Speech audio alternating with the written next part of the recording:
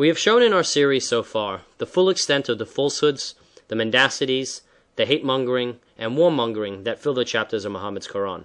To understand the reasons for all of the above characteristics, we must understand Muhammad's background, which would explain his psychological profile. You are correct, of course, since to fully understand Muhammad, his sayings and his deeds, one must study his formative life and his experiences as he grew up. Everything he did in his life depended entirely upon his upbringing and the influences of the people who took care of him as he matured. Muhammadans tell us all kinds of myths and fairy tales about the childhood of their religious founder Muhammad. The reality is that these are no better than make-believe stories and fables old women tell their grandchildren. Unfortunately, these stories have been adopted into the mainstream of Muhammadan Islam as irrefutable fact. Abd al-Muttalib was Muhammad's grandfather from the Quraysh tribe in Mecca. He traded with Syria and the Yemen and had obtained certain profitable privileges at the pagan shrine of Mecca. It was he who supplied the pilgrims with food and water. He had a number of wives from different tribes who gave him 10 sons, Muhammad's father and uncles, as well as 6 daughters. One of these children was Abdullah. His father, no doubt seeking an alliance with the clan of Banu Zuhra, asked for the young Amina bint Wahb as a bride for his son. Muhammad was the first and only child of this marriage. Muhammad's father Abdullah died either during his wife's pregnancy or shortly thereafter. He left his wife very little, only 1 slave, 5 camels and a few sheep. Amina gave her son to a suckling woman called Halima. Amina died later when Muhammad was only 6 years old. Islamic myths about Muhammad. Nothing is known for certain about Muhammad's childhood. The void was gradually filled with legends that grew ever more beautiful and edifying with the passage of time. Even the earliest and most moderate accounts must be treated with great caution and suspicion. When Muhammadan Islam became the religion of a powerful empire, precepts were needed to regulate social life. Divergent opinions and interests naturally existed. Political parties also grew up, centered around Muhammad's family and companions. In addition, a great many people, impelled by curiosity, piety, or even historical interest, demanded information about Muhammad's life. Men began to appear who were professional repositories of traditions, actually inventors of stories. They would spread a tale to satisfy this curiosity or that piety, or to provide a ruling as occasion demanded. For Muhammad's deeds and sayings had an exemplary value.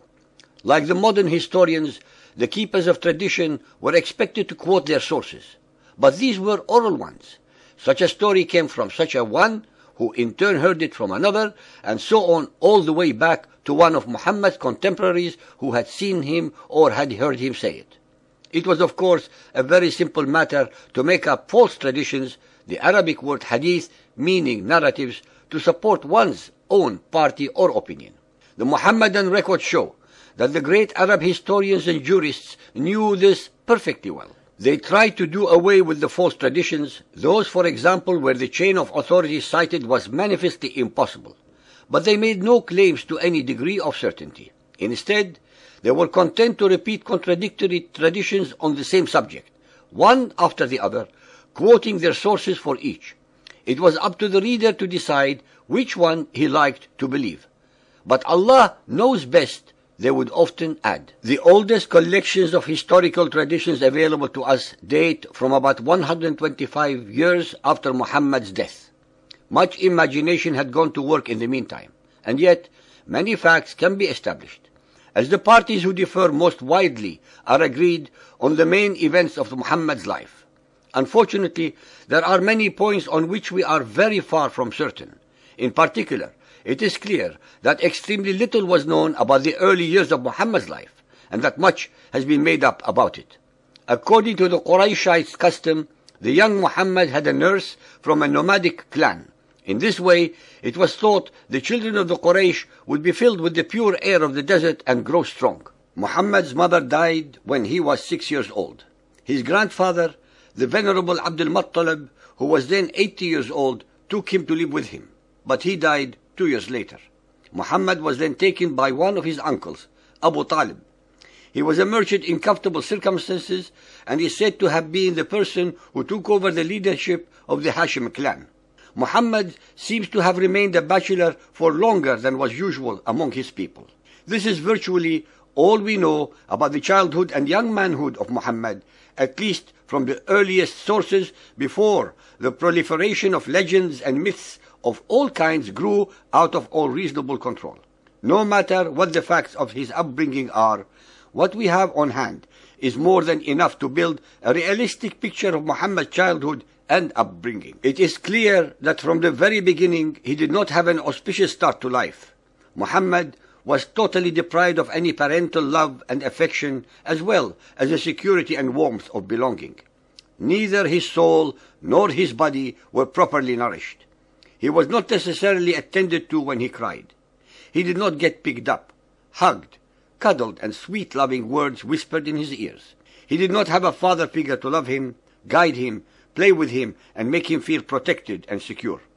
He did not have the love and warmth of his mother's body and sense of belonging that every child needs. It is impossible for a surrogate mother, a grandfather, or an uncle to show as much love, affection, understanding, and comprehension of a child as a father and mother.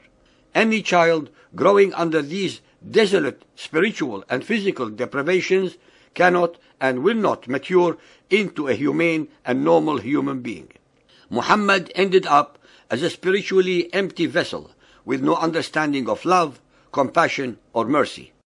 His condition in modern medical terms is that of pathological narcissism. In verse after verse in the Quran, it is always towards Muhammad that they point. Allah is only used as the divine threatening whip to put his followers in line. The verses of the Quran instruct Muhammad's followers that they should obey him blindly and unquestioningly, that they should follow whatever example he may set, his sunnah, that they should believe that he is the messenger of Allah, that they should know that he, Muhammad, is superior to any and all other Arabs, if not humanity, that he, Muhammad, has intercessory powers with Allah, that revelations come to him whenever and wherever he needs them, that Allah hates the enemies of Muhammad in even greater measure than Muhammad, that everything Muhammad covets, wants, needs, or lusts for is made halal to him by the will of Allah through the usual convenient and made-to-order revelations, that all those who do not believe in him or insult him will end up dead, usually murdered, and that their bodies will suffer the eternal and numerous tortures of Allah's hell, that he is the beloved of Allah, that the enemies of Muhammad are automatically the enemies of Allah.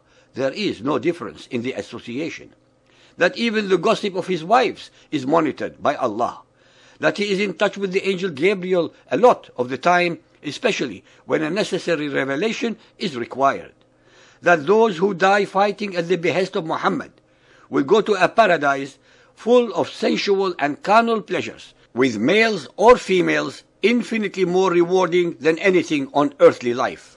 When the verses of the Quran are studied carefully, anyone who knows the different characteristics of pathological narcissism will be able to, without any difficulty whatsoever, to fit one or more of them perfectly with verses from the Quran. It is inconceivable that any omniscient, compassionate, and merciful God would have revealed all the anomalies, inconsistencies, incongruities, contradictions, misinformation, grammatical errors, disinformation, absurdities, and mendacities that fill the verses of the Quran.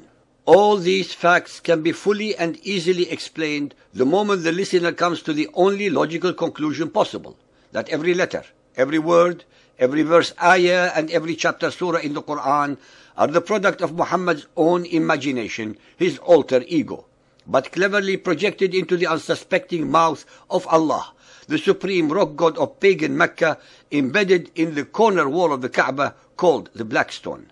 Hence, Allah, the rock god of pagan Arabia and the Quran, is not and cannot be the god of Israel, of Christianity, of Zoroaster, or anybody else. Neither could a rock reveal anything to anyone. The conundrum is now immediately and very logically resolved. The Quran is not divine. Muhammad, Allah, Gabriel, and Satan are all one and the same, Muhammad himself.